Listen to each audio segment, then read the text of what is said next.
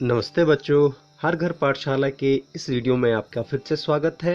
आज है टेसू राजा बीच बाजार। इस पाठ को हम पढ़ेंगे, इसका आदर्श वाचन करेंगे, गायन करने की कोशिश करेंगे। तो आइए शुरू करते हैं। टेसू राजा बीच बाजार, खड़े हुए ले रहे अनार। टेसू राजा बीच बाजार, खड़े हुए ले रहे अनार। इस अनार में कितने दाने, इस अनार में कितने दाने, जितने हो कंबल में खाने।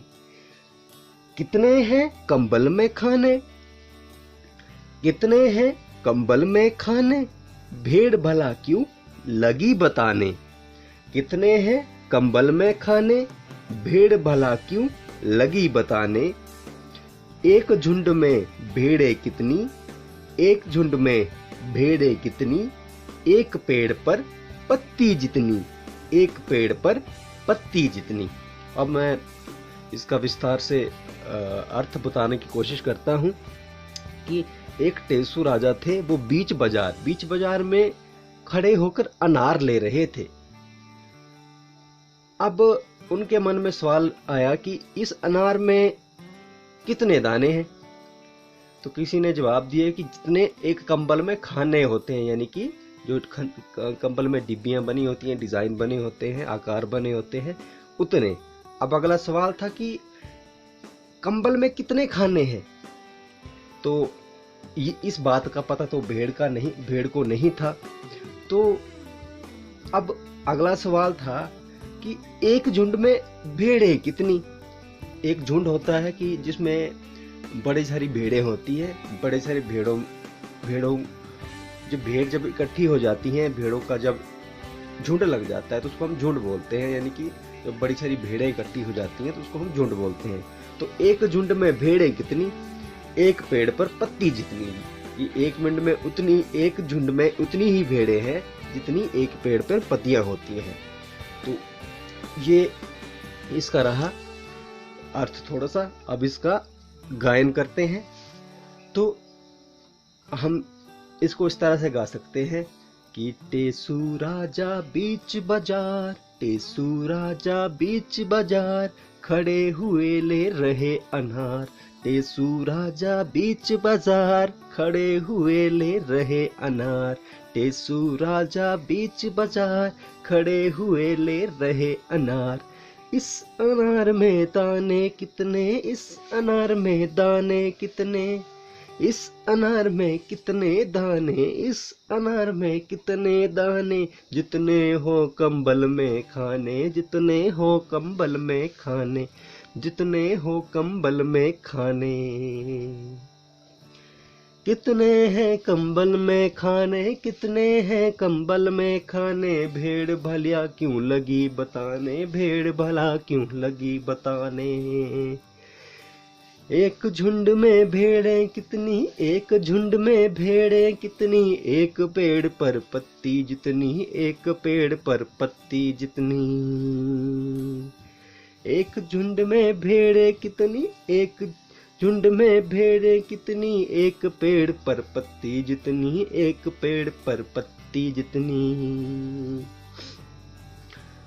तो पेड़ पर कितने पत्ते, एक पेड़ पर कितने पत्ते, जितने गोपी के घर लगते, जितने गोपी के घर लगते। गोपी के घर लगते कितने, गोपी के घर लगते कितने, कलकत्ते में कुत्ते जितने, कलकत्ते में कुत्ते जितने। 20,23,000 दाने वाला एक अनार, 20,23,000 दाने वाला एक अनार। टेसू राजा कहें पुकार, लाओ मुझको दे दो चार। टेसू राजा कहें पुकार, लाओ मुझको दे दो चार। तो ये थी इसका थोड़ा सा आदर्श वाचन। अब हम इसका अर्थ जानते हैं। तो ये बोलते हैं कि एक पेड़ पर कितने पत्ते होते हैं। तो गोपी एक लड़का है या लड़की है शायद, उसके घर में जितने कपड़े हैं लत्ते, उतने एक पेड़ पर पत्ते होंगे। कि एक पेड़ पर कितने पत्ते होंगे, जितने गोपी के घर में लत्ते या कपड़े हैं उतने एक पेड़ पर पत्ते होंगे। अब गोपी के घर लत्ते कितने की, गोपी के घर कितने कपड़े होंगे। तो कलकत्ते में कुत्ते जितने की, एक शहर है भारत में कलकत्ता, उस शहर में जितने भी कुत्ते हैं उतने ही गोपी के घर लत्ते हैं। अब आगे बढ़ते हैं। 20,23,000 दाने वाला एक अनार की, एक अनार में अब कितने दाने हैं पहले पूछा गया था, तो एक अनार में दाने हैं 20,23,000, 20,23,000 दाने हैं। तो टेसु राजा कहीं पुकार, टेसु राजा ने पुकार के बोला, जोर से बोला कि मुझे अब आप 4 अनार दे दो, मुझे आप 4 अनार दे दो। तो अब इसका गायन आरंभ करते हैं। तो एक पेड़ पर कितने पत्ते, एक पेड़ पर कितने पत्ते, जितने गोपी के घर लत्ते। एक पेड़ पर कितने पत्ते, एक पेड़ पर कितने पत्ते, जितने गोपी के घर लत्ते, जितने गोपी के घर लत्ते। लत्ते यानी कि कपड़े। गोपी के घर लत्ते कितने, गोपी के घर लत्ते कितने, कलकत्ते में कुत्ते जितने, कलकत्ते में कुत्ते जितने। 20,23,000, 20,23,000 दाने वाला एक अनार, दाने वाला एक अनार। टेसु राजा कहे पुकार, टेसु राजा कहे पुकार, लाओ मुझको दे दो 4, लाओ मुझको दे दो 4, लाओ मुझको दे दो 4। तो आप इस तरह से इसका गायन भी कर सकते हैं। तो आपने गायन करने की कोशिश करनी है। टेसु राजा बीच बाजार खड़े हुए ले रहे अनार, टेसु राजा बीच बाजार खड़े हुए ले रहे अनार।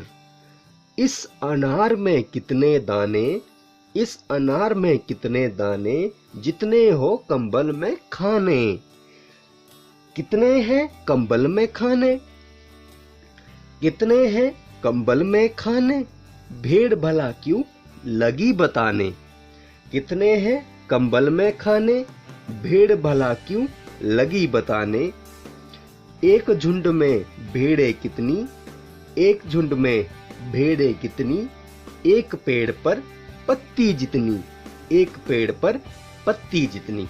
अब मैं इसका विस्तार से अर्थ बताने की कोशिश करता हूँ कि एक टेसु राजा थे, वो बीच बाजार में खड़े होकर अनार ले रहे थे। अब उनके मन में सवाल आया कि इस अनार में कितने दाने हैं। तो किसी ने जवाब दिया कि जितने एक कंबल में खाने होते हैं, यानी कि जो कंबल में डिब्बियां बनी होती हैं, डिजाइन बने होते हैं, आकार बने होते हैं, उतने। अब अगला सवाल था कि कंबल में कितने खाने हैं। तो इस बात का पता तो भेड़ को नहीं था। तो अब अगला सवाल था कि एक झुंड में भेड़ें कितनी।